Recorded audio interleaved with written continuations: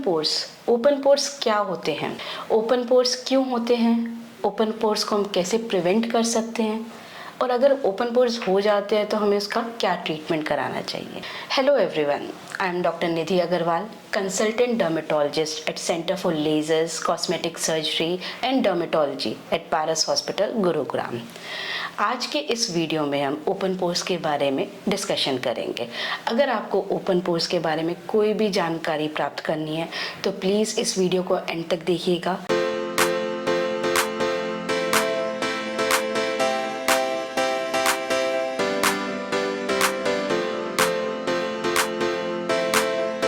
Hello doctor Nidhi. Hello doctor Preeti, how are you? I am fine. Open pores क्या होते हैं? Open pores actually में pores तो हमारी स्किन पे हर जगह होते हैं, आपके फेस से लेके बॉडी तक छोटे छोटे छिद्र होते हैं जिनमें से आपका पसीना निकलता है, ऑयल निकलता है, ताकि आपकी त्वचा ठंडी रहे प्लस उसमें ड्राइनेस ना आए। लेकिन जब हम डिस्कस करते हैं ओपन पोर्स, वो टर्म ये होती है कि जब आपका पोर्स का साइज या डाया बढ़ जाता है, जब वो क्लिनिकली विजिबल हो जाते हैं, हमें आईज से नज़र आने लग जाते हैं, तब हम उन्हें ओपन पोर्स कहते हैं। मोस्टली हमारे फेस पर, चीक्स पर ये ज़्यादा आते हैं।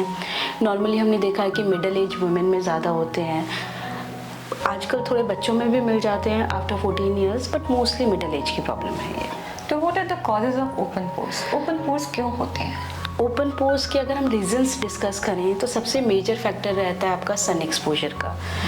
सन में जो रेडिएशंस होती हैं, मोस्टली यूवी रेडिएशंस होती हैं जो आपके कोलेजन को डैमेज कर देती हैं, जिसकी वजह से जो आपके पोर्स का साइज़ है थोड़ा बड़ा हो जाता है, पोर्स विजिबल हो जाते हैं।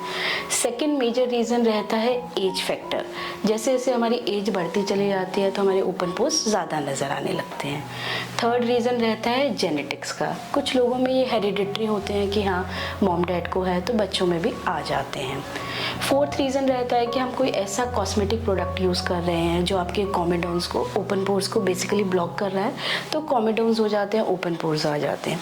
तो हमें हमेशा नॉन कॉमेडोजेनिक, जिनसे पोर्स ब्लॉक ना हो, जो वाटर बेस्ड प्रोडक्ट्स होते हैं वो यूज़ करने चाहिए, तो उससे ओपन पोर्स वगैरह कम होते हैं। तो these are the major causes of open pores. तो हम इन सबको प्रिवेंट करने के लिए क्या कर सकते हैं? How can we prevent them? Prevention के लिए सबसे इम्पॉर्टेंट रहता है सन प्रोटेक्शन का, क्योंकि एक मेजर रीज़न इसका सन एक्सपोजर था। तो आप ब्रॉड स्पेक्ट्रम यूवी प्रोटेक्शन, सन ब्लॉक्स वगैरह यूज़ कर सकते हैं। सेकंड रहता है कि मॉइस्चराइजेशन का। मॉइस्चराइजेशन में हमें स्पेशली वो प्रोडक्ट्स यूज़ करने चाहिए जिनमें आपका हाइलुरोनिक एसिड वगैरह हो, ताकि जो इलास्टिसिटी है वो आपकी मेंटेन रहे, प्लस कोलेजन स्टिमुलेशन रहे। थर्ड थिंग रहती है आपकी एंटीऑक्सीडेंट्स प्रोडक्ट्स, जैसे विटामिन सी होते हैं। उनसे क्या होता है, कोलेजन बूस्टिंग होते हैं, तो कोलेजन बनता है, पोर्स वगैरह का साइज़ डिक्रीज़ हो जाता है। एज सच पोर्स को हम बंद नहीं करते, उनका साइज़ डिक्रीज़ करते हैं, तो open pores will remain open only, but उनका साइज़ थोड़ा कम हो जाता है। तो डॉक्टर निधि आप ये बताइए कि ओपन पोर्स को प्रिवेंट करने के लिए हमें क्या क्या करना चाहिए? डॉक्टर प्रीति, इसमें सबसे इम्पॉर्टेंट जो चीज़ रहती है वो सन प्रोटेक्शन की रहती है। जब भी हम बाहर जाएं हमें सन ब्लॉक वगैरह इस्तेमाल ज़रूर करना चाहिए। ब्रॉड स्पेक्ट्रम होगा तो बहुत अच्छा रहेगा।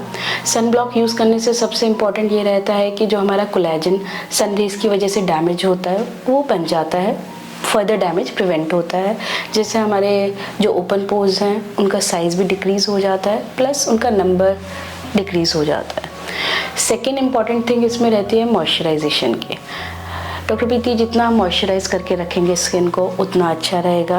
आजकल मॉइस्चराइजेशन में हमारे कुछ ऐसे प्रोडक्ट्स हैं जिसमें हाइलुरोनिक एसिड होता है, इससे हमारी जो स्किन की इलास्टिसिटी है वो मेंटेन रहती है, प्लस पोर्स का साइज़ डिक्रीज़ हो जाता है।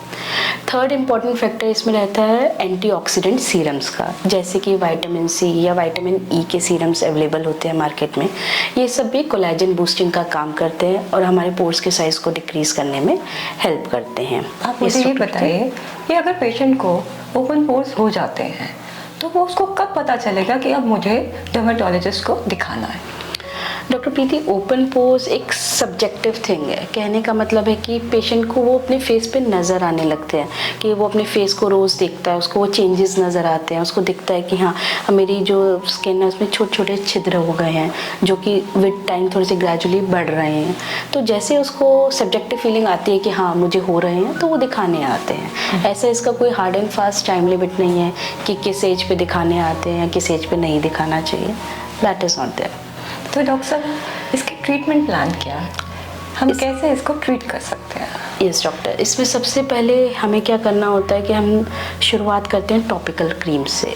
इसमें सबसे इम्पॉर्टेंट रहती है कि रेटिनॉइड्स क्रीम आती हैं जो हम रेगुलर बेसिस पे यूज़ करते हैं, जो कोलेजन बूस्टिंग का काम करती है और हमारे पोर साइज़ को डिक्रीज़ करती है। जिनके थोड़े से रेजिस्टेंट होते हैं, जिनका क्रीम से असर नहीं आ रहा, हम ओरल ट्रीटमेंट भी शुरू करते हैं जिसमें सॉर्ट्रेट आइसोट्रेटिनाइन सॉल्ट होता है वो यूज़ करते हैं, जिससे बहुत लोगों को रिस्पांस अच्छा मिलता है। इनके अलावा लेज़र्स ट्रीटमेंट होते हैं जैसे कि आपका फ्रैक्शनल लेज़र हो गया, that gives a very good result. Then जो न्यू टेक्निक है उसमें आपका माइक्रो नीडलिंग रेडियो फ्रिक्वेंसी आती है, जिसमें बहुत ही छोटी छोटी नीडल्स होती हैं जो फेस में इंसर्ट की जाती हैं और थोड़ा करंट के थ्रू हम कोलेजन स्टिमुलेशन करते हैं।